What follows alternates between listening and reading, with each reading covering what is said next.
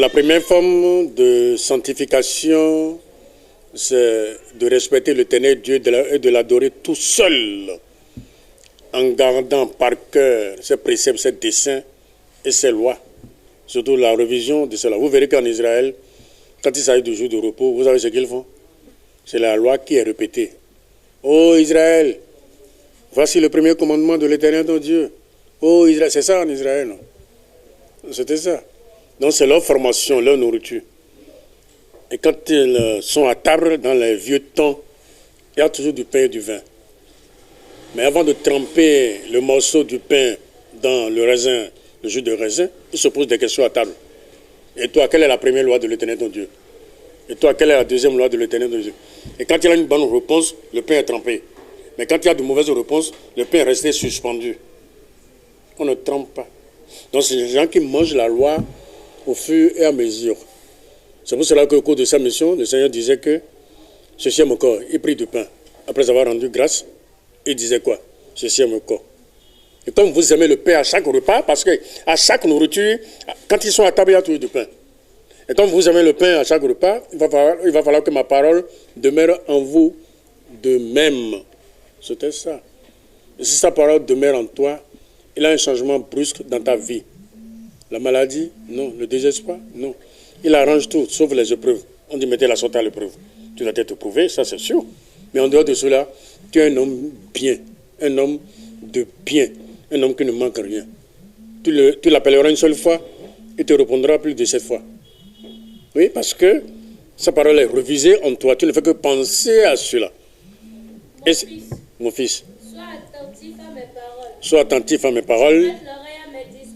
Prête l'oreille à mes discours. Prête oreille à mes discours. Qui ne s'éloigne pas de tes yeux. Qui ne te s'éloigne pas de tes yeux. Garde-les dans le fond de ton cœur. Garde-les dans le fond de ton cœur. Car c'est la vie pour ceux qui les trouvent. C'est la vie pour Ceux qui les trouvent. ceux qui les trouvent. C'est la santé pour tout le C'est la santé, c'est ça. Il n'est pas question de sénature.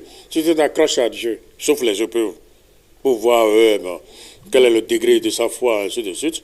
On te glisse une petite maladie dans le noir. C'est la politique de Dieu, ça. Tu commences par la souffrance, par les orteils, ainsi de suite, par le crâne, mal dormi, on se réveille n'importe comment, et il est là, il te regarde tranquillement. 1 mois, 2 mois, 3 mois. Il faut beaucoup prier pour que ça ne dure pas. Parce qu'ils ont dit, mettez la sorte à l'épreuve. Et si vous sortez de là maintenant, vous êtes un homme fait. On vous dispose.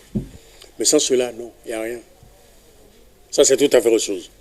Mais les envoûtements de part et d'autre ne viendront jamais chez toi, car Dieu est avec toi. Comment? Parce que tu es en possession sa parole. Tu es en toi sa parole qui a pris racine. Hein? Vous voyez ça, non? Donc, bon, voilà, la mauvaise consommation, non. Des envoûtements, non. Mauvaise visite, non. Le reste, non. Il y a fou, il n'y a rien. Parce que sa parole demeure en toi. Mais à partir du moment où vous commencez par dire, ne sommes pas sous la loi n'existe pas. Le démon vient s'installer, comme ils l'ont fait les Brésiliens. Ils ont étalé leur vaudou parce qu'ils ne sont pas sous la loi.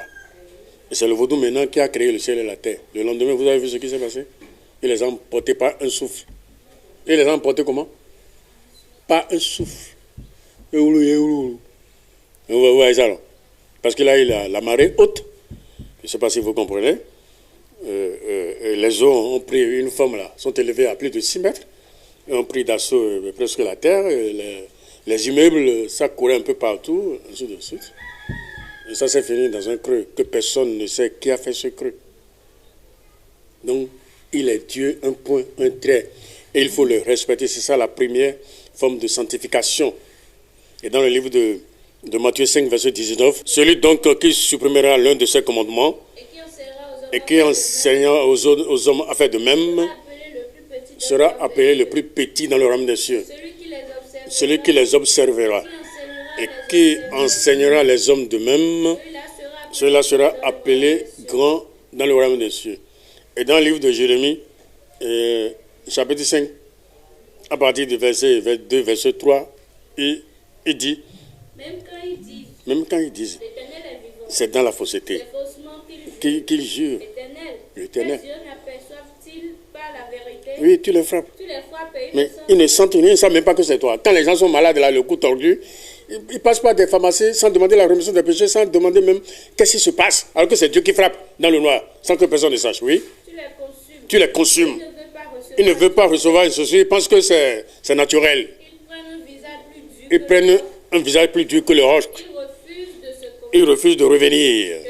Je disais, ce ne sont que des petits, des enfants en couche. Ils agissent en insensé parce que c'est des enfants. Parce qu'ils ne connaissent pas la voix de l'Éternel. Voilà, j'irai vers les grands et je leur parlerai. Car eux, ils connaissent la voix de l'Éternel. Les grands, c'est qui? C'est ceux qui lisent la Bible, qui sont dans la Bible, qui ont pris la Bible, la parole de Dieu comme leur ami, ainsi de suite, qui sont ensemble avec la parole de Dieu. Ce sont eux les grands. J'irai vers les grands. Et c'est eux qui comprennent les choses, c'est ça. Mais les autres, c'est des petits enfants qui n'ont presque rien dans la tête. Ne sont pas sous la loi n'existe pas. C'est des petits. Et Dieu ne répond pas dans le temps d'ignorance. Quand c'est le temps d'ignorance, Dieu ne répond pas. Donc c'est des petits. J'irai vers les grands. Ces grands-là maîtrisent bien la chose. Et ce sont eux, mes amis. Ainsi de suite. C'est ce que la Bible a dit. Et dans le livre d'Hébreux, chapitre 14, verset 12, il est écrit. Recherchez la paix avec tous. Et la sanctification, sans laquelle personne ne verra Dieu. Quand on vous pose la question de savoir quelle est la troisième loi de l'Éternel, votre Dieu, vous pensez que vous allez regarder en l'air avant de parler? Vous parlez seulement, tu ne parleras point envers le nom de l'Éternel ton Dieu. Tu parles comme si c'est en toi, si c'est dans les veines, si c'est dans le sang, si c'est dans le corps, si c'est mouvant en toi, c'est ça. Hein? Vous parlez seulement que la sixième loi, tu ne tueras point. Hein? Septième loi, tu ne commettras point d'adultère, ainsi de suite. Vous passez dans tout ça là. Hein? C'est votre sanctification sans laquelle personne ne verra Dieu. Si vous ne maîtrisez pas ces lois et ces desseins, ces préceptes, vous n'irez nulle part. Mais les amis qui disent, ces petits enfants là, je ne sais pas, qui sont nos enfants? Parce que vu leur âge, ce sont nos enfants qui disent que oui, la loi n'existe pas, oui, la loi n'existe pas, oui. J'ai des bébés, des nourrissons, des enfants en couche. Si quelqu'un vous prêche en disant que la loi n'existe pas, la loi, un maîtrier, il raconte n'importe quoi. Mais le livre qui leur supporte là, dans le livre de Galates là, il dit, si vous êtes conduit par l'esprit, vous n'êtes point sous la loi. Mais comment est-ce qu'on peut être conduit par l'esprit? L'esprit vous a déjà tout révélé. Vous maîtrisez déjà les 10 commandements, les ordonnances et les préceptes de Dieu. Vous n'êtes pas sous la loi. Vous avez compris la loi déjà en vous. C'est ce qu'ils ont pris en adverse. Galates 5, verset 18. Si vous êtes conduit par l'esprit, vous n'êtes point sous la loi. Bon, ok. Conduit par l'esprit, ça veut dire quoi vous pensez? C'est quelqu'un déjà où l'esprit il a déjà tout révélé et il est dedans, il vit dedans dans les commandements de Dieu. Mais je vous dis que quand on dit Dieu, 2 points, c'est la loi, caractère d'imprimerie. Mais c'est ça. C'est pour cela que la Bible parle de la loi sanctifiante. La loi qui sanctifie, c'est les 10 commandements. Et si vous les respectez, vous n'êtes pas comme tout autre. Vous n'êtes pas comme les autres. Je ne sais pas si vous comprenez. Mais c'est ça. Vous êtes comment? Amis de Dieu. Il ne t'appelle plus comment? Serviteur, mais ami. Jean 15, verset 14. Je ne vous appelle plus serviteur. Le serviteur ne sait même pas ce que dit son maître. Je vous appelle ami. Oui, et pour être ami de Dieu, il faut passer par où pour être ami de Dieu? Tu ne dois pas te comporter comme le monde, l'adultère. Hein, vous comprenez l'adultère spirituel et la suite. Ou aller consulter les gigolos, les francs-maçons, comment on l'appelle, les rose-croix, les babalao, les ogboni, les charlatans qui sont à Ilori, pour avoir la bénédiction des lèvres dans, je ne sais pas, ainsi de suite, dans un cachot, dans quelque chose, dans un récipient, ou traverser le Niger, le Manaville pour aller au Niger chercher les marabouts, non. Ou dans le groupe des sorciers, non. Dans le groupe comment vous les appelez, de l'obscurité palpable, non. Pas de groupe, Dieu seul. La croix au cou, au rein, dans la poche, et ça vous suffit. Et c'est fini. Mais si vous cherchez ailleurs en prenant des médicaments bizarres parce que vous êtes malade, même si vous êtes malade et que votre papa vous présente un médicament, là, c'est pas des feuilles triturées, là, bon, ainsi de suite, vous lui posez la question de savoir ça vient d'où. Et quand c'est mal parlé, vous ne prenez pas. Quand c'est bien parlé, vous pouvez prendre. Mais moi, je ne prendrai pas. Parce qu'il faut lutter pour garder sa foi en forme. Si jamais ton papa te suit avec un médicament, sa maman te suit avec un médicament incompris, Dieu frappe toujours. Le serviteur ayant connu la volonté de son maître. Le serviteur qui ayant connu la volonté De son maître. N'a rien préparé. n'a pas agi selon sa volonté. Oui. Sera battu d'un grand nombre de coups. Mais celui qui ne l'a pas connu a fait des choses dites de châtiment. Sera battu d'un peu de nombre de coups. Bon, c'est-à-dire que Dieu ne pardonne pas quand tu tombes dedans. Si tu connais ou si tu ne connais pas, on te frappe. C'est ça que nous faisons. Il frappe les sacrificateurs. Il frappe tout le monde. Il a frappé. Qui n'a pas frappé? Il a frappé Moïse. Il a frappé Aaron. Il a frappé Myriam. Il a frappé Papa Ochofa. Qui n'a pas frappé? Il frappe tout le monde. Quand tu tombes dedans, lui te frappe. Donc il va falloir qu'on s'accroche. Et n'écoutez pas les gens qui disent que nous ne sommes pas sous la loi. C'est des gens, c'est une sorte de malformation. Non, non. C'est des bien, non, ils ne sont pas bien-être. C'est des quoi? C'est des malnaissants, des cadavres ambulants ensuite, qui n'ont presque rien dans la tête et qui traînent dans les vents, dans les quartiers là. Bon, c'est pas ce qu'ils sont. Voilà, voilà. La sanctification, deuxième forme. La deuxième forme, c'est le corps, ça. Au sein de l'église du christianisme céleste, par exemple, même c'est biblique, c'est dans la Bible. C'est dans la Bible. Si vous vous couchez avec votre femme dans la nuit, bon, il y a des gens qui n'ont pas compris, qui restent comme ça jusqu'au petit matin, parce qu'ils n'ont pas compris. D'abord, tu dois te laver. Et le matin, tu dois laver de l'eau sanctifiée qui était déjà là depuis. C'est pas qu'après l'acte que tu iras sanctifier. L'eau là est déjà là, préparée sous une forme. Bon, vous allez vous laver avec. Maintenant, vous attendez le soir à 18h pour aller à l'église. Ça doit avoir une référence biblique là. Bon, voilà, vous voyez ça, non? Bon, le lit sur lequel vous allez faire ce que vous venez de faire, le drap doit être lavé.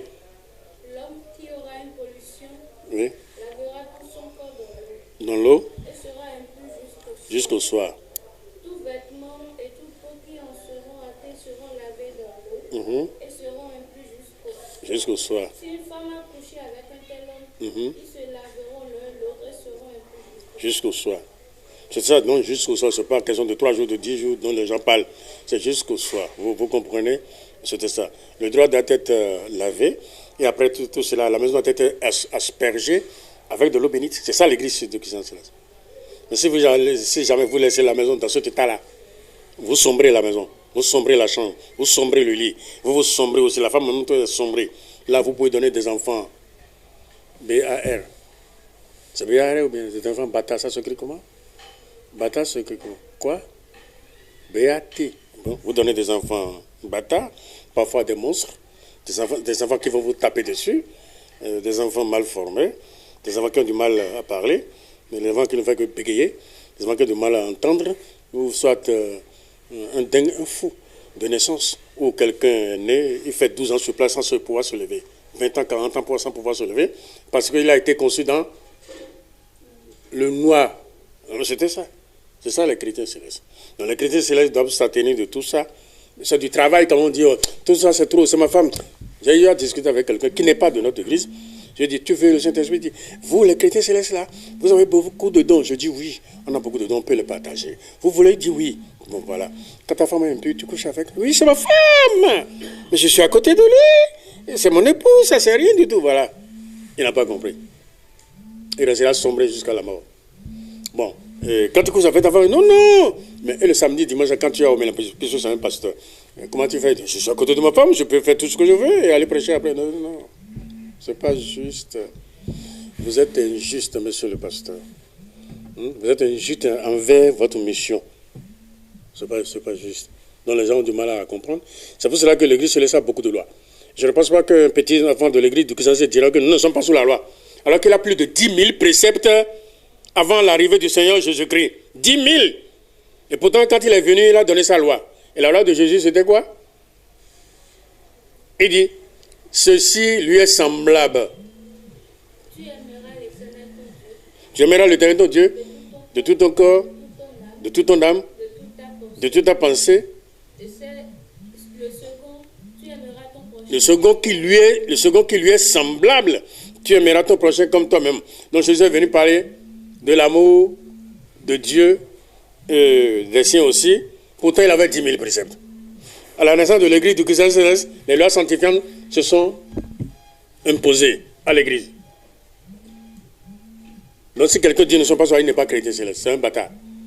Je ne sais pas si j'ai mal parlé, excusez-moi pour le mot. C'est un bâtard, c'est quelqu'un qui n'a rien compris, qui n'a presque rien dans la tête, un homme VIL. Comment on les appelle, VIL? Un homme vil, vidé de toutes sortes de connaissances, qui est spirituellement, et qui n'a pas sa place ici. C'est comme ça. Donc, en dehors de ça, il a la sanctification de la langue. Vous parlez mal, vous parlez mauvais, vous êtes grossier, vous avez les gros mots. C'est la mauvaise sanctification. Donc, si vous dites quelque chose, la chose n'arrivera jamais. Même si vous êtes un prophète. Votre langue est sale. Selon la déclaration du livre de Jean, et c'est Jean de Jacob, chapitre 1, verset 26. Si quelqu'un veut être juste, si quelqu'un croit être religieux et qui ne tient pas sa langue en bride, en trompant son cœur, la religion de cet homme est vaine. Vous voyez ça, non? Et dans le livre de Jacques 3, verset 5, c'est Jacques ou bien comment il s'appelle? Je ne sais plus. Oui, Jacques combien? Verset 5. Oui. De même, la langue est un petit membre. Elle se vante de grandes choses. Voici comment un petit feu peut embrasser un paquebot, un grand navire. La langue aussi a un feu. C'est le monde de l'iniquité. Est placé parmi nos membres, souillant tout le corps. Merci. La diffamation, la calomnie, la médisance, des clameurs et des acclamations clameuses. Bon, ça, c'est la langue. Vous vous abaissez au jour le jour spirituellement. Grandis, non. Vous allez de baisse en baisse, de baisse en baisse, de baisse en baisse. Et cette lumière finira par s'éteindre un petit matin. Quel est l'homme qui aime la vie? Qui désire la prolonger. Merci. Vous donnez un rendez-vous. La Bible dit, si vous n'avez pas été juste dans ce qui est à autrui, qui vous donnera ce qui est à vous? C'est aussi la sanctification. Si vous n'avez pas été juste.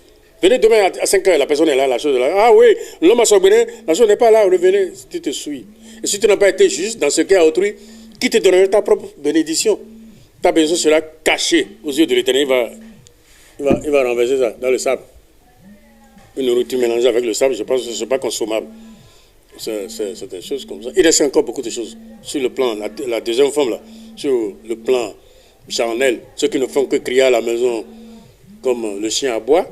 Dieu n'aime pas le chien qui aboie. Même si vous vendez le chien qui aboie, vous ne pouvez même pas donner la 10e partie pour dire ce qu'on dit mandat. Tu ne peux pas. On ne donne pas la dîme d'un chien vendu. Parce qu'il fait quoi? Il aboie. Oh, oh, oh, à la maison, c'est des cris incontrôlables. On crie sur tout le monde, on dame le sol, on gueule dans leur voix. C'est moi, je suis sur moi ici. Et si vous ne comprenez pas, vous allez sortir. C'est du charabia. Il a construit quelle maison? Peut-être la nuit, là, il ne va pas se réveiller au lendemain. Effectivement, il arrive des gens qui crient, le lendemain, on les appelle, Jacques ne répond plus. Cimetière direct. Tu n'apporteras point dans la maison de l'Éternel, ton Dieu, oui. Le salaire d'une prostituée. Le salaire d'une prostituée. Le prix d'un chien. Et le prix d'un chien. Jamais, tu ne peux jamais faire ça. Dieu sont en abomination à l'Éternel, ton Dieu. Voilà quelques exemples. Ceux qui marchent contrairement à ce qui est écrit dans la Bible ont toujours passé à côté. C'est aussi la mauvaise sanctification, deuxième forme. Mais la chose la plus grave, c'est d'aller s'abaisser, s'allonger devant un autre Dieu. C'est pour cela que la Bible n'a pas arrêté de dire ce crime ne te sera point pardonné que tu ne sois mort. C'est quel genre de crime dont parle la Bible dans le livre du prophète Isaïe? Oui, c'est l'idolâtrie. Aujourd'hui, ce matin, il me l'a révélé. Non. Ce crime ne te sera point pardonné que vous ne soyez mort. C'est quoi ça? C'est parce que tu l'as laissé, tu es allé tendre la main à d'autres dieux. Il frappe à mort. Et les gens disent que Dieu ne frappe pas, Dieu ne tue pas. C'est faux. Qui a tué l'Égypte? Hein? Les Brésiliens, là, qui les a tués maintenant? Mais on les a entassés comme la mort des grenouilles. Mais c'était ça, non? Ils ont dit que Dieu n'existe pas. Ils ont présenté la croix en l'envers. Ils se sont dessinés de Satan, Dieu sur comment on appelle, le diable sur le corps. Vous comprenez, non? Ils l'ont adoré. Et le lendemain, la course a commencé. Le dévastateur, c'est ça, non? Les a poursuivis sur le plan spirituel. La pertinence les a poursuivis. Et ils étaient moins résistants. Et le vent les a emportés. Et c'est ça l'histoire. Que Dieu soit avec nous. Alléluia. Oshofa Prise TV. Tout pour la gloire de l'Éternel, Dieu d'Oshofa.